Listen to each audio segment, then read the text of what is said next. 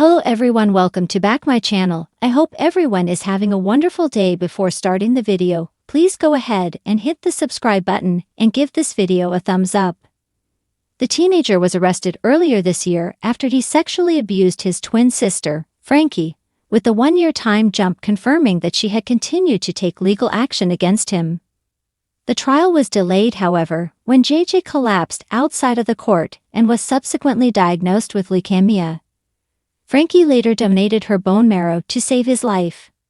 With JJ on the road to recovery, the trial is set to get underway in next week's scenes. And Frankie tells Darren and Nancy that she is ready. With her family and JJ watching on, Frankie recalls the painful memories of her brother's abuse. In an emotional speech, the teen explains why she felt comfortable enough to tell the truth to Darren, who was later called to the witness stand himself in addition to Nancy and grandfather Jack. It was then JJ's turn to provide his testimony, with the character going back on his word by refusing to confess to his crimes. He brands Frankie a liar, and the family and court are shocked at his words. This leads to a nervous wait for the family as they await the verdict. Will Frankie get the justice she deserves? With the storyline seemingly set to conclude in the coming weeks, Isabel Smith, who debuted as Frankie in 2024, previously spoke about the important arc, sharing that she felt privileged to be a part of the narrative. "I felt so privileged that they trusted me and felt I was capable of doing the storyline. It was an amazing honor," she said. "The only reservation was being able to do it justice. I wanted to give victims of sibling sexual abuse a voice. It's something that isn't talked about, so it was important that they were seen." The courtroom was packed to capacity, a quiet hum of anticipation filling the air as the trial of J.J. Osborne reached its climactic phase. Hollyoaks residents had been glued to the unfolding drama for weeks, and now, as the defense prepared to deliver its final statement, an unexpected twist threatened to upend everything they thought they knew. J.J. Osborne, a promising young athlete and the son of local business owner Darren Osborne, stood accused of a string of abusive acts that had left the community divided. The allegations brought forward by JJ's former partner, Sophie Turner, painted a chilling portrait of manipulation and control.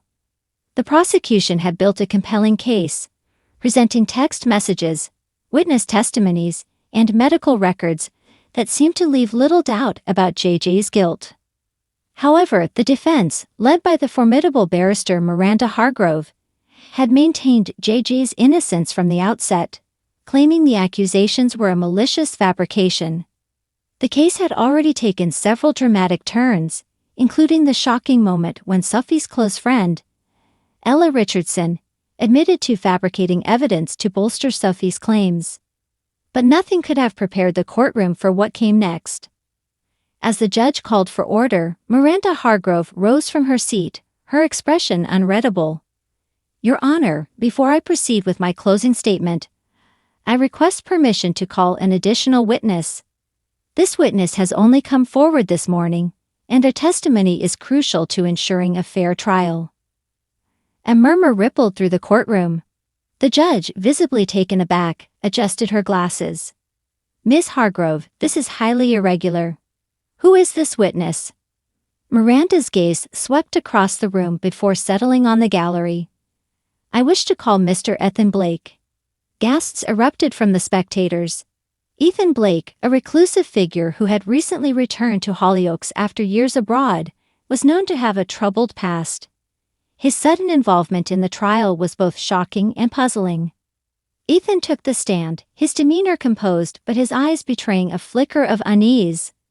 Under oath, he began to recount a series of events that cast the case in a startling new light. "I've known Jade for a long time," Ethan began, "and I've also known Sophie. What I'm about to say isn't easy, but it's the truth." He paused, his voice steadying.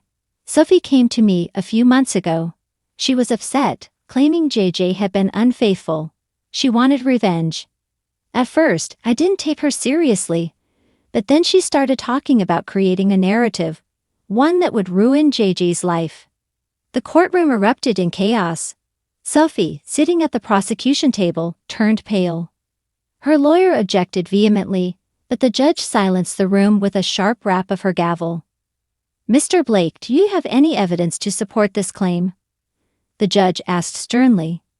Ethan nodded. "I do. Sophie sent me voice recordings and messages outlining her plan. I didn't come forward earlier because I was afraid of the repercussions. But I couldn't let an innocent person be convicted." The defense submitted the recordings as evidence, and the judge permitted them to be played. The courtroom listened in stunned silence as Sophie's voice filled the room, detailing how she intended to manipulate the situation. "We'll say he hit me," she said in one recording. "No one will doubt me, he's got a temper, and people will believe he snapped." Tears streamed down JJ's mother's face as the revelations unfolded. Darren Osborne, who had remained stoic throughout the trial, buried his head in his hands. Sophie, meanwhile, looked visibly shaken, her carefully constructed narrative crumbling around her. As the courtroom reconvened after a brief recess, the prosecution's case appeared to be in tatters. Sophie's lawyer attempted to discredit Ethan, pointing to his criminal history and suggesting he had been paid to fabricate his testimony. But Miranda Hargrove countered with a forensic expert who verified the authenticity of the recordings and messages. The unexpected twist left the jury grappling with a difficult decision. JJ's character had been called into question throughout the trial, and while the new evidence exonerated him of some allegations, it didn't absolve him entirely. The prosecution argued that even if Sophie had fabricated parts of her story, it didn't mean JJ was innocent of all wrongdoing. In her closing statement, Miranda Hargrove appealed to the jury's sense of justice. "This trial isn't about whether JJ Osborne is perfect. None of us are. It's about whether the prosecution has proven beyond a reasonable doubt that he's guilty of these heinous acts. Today, you've seen that much of their case was built on lies. I ask you to consider that as you deliberate." The jury deliberated for 2 tense days, during which Hollyoaks buzzed with speculation. Social media exploded with hashtags like #JusticeForJ and #IStandWithSophie, reflecting the deep divisions within the community. When the jury finally returned, the atmosphere in the courtroom was electric. The foreperson stood, her voice steady as she read the verdict. On the charge of domestic abuse, we find the defendant, JJ Osborne, not guilty. A collective gasp filled the room. JJ's family embraced him, tears of relief streaming down their faces. But the foreperson wasn't finished. On the charge of emotional manipulation, we find the defendant guilty. The mixed verdict left the courtroom in a state of shock. JJ's supporters cheered his acquittal on the most serious charge, while his critics seized on the guilty verdict as proof of his culpability. The judge sentenced JJ to community service and mandated therapy, emphasizing the importance of accountability and growth. As JJ left the courtroom, flanked by his family, he faced a throng of reporters. "I'm grateful for the chance to move forward," he said, his voice breaking. "I've made mistakes, and I'll spend the rest of my life working to be better." Sophie, meanwhile, was arrested for perjury and obstruction of justice. Her actions had not only endangered JJ's future, but also undermined the credibility of genuine survivors. Her downfall served as a sobering reminder of the consequences of weaponizing false accusations. Back in Hollyoaks, the trial's aftermath rippled through the community. Friendships were tested, alliances shifted, and conversations about accountability and justice took center stage. JJ's journey was far from over, but he had taken the first step toward redemption. For the residents of Hollyoaks, the trial was more than just a legal battle.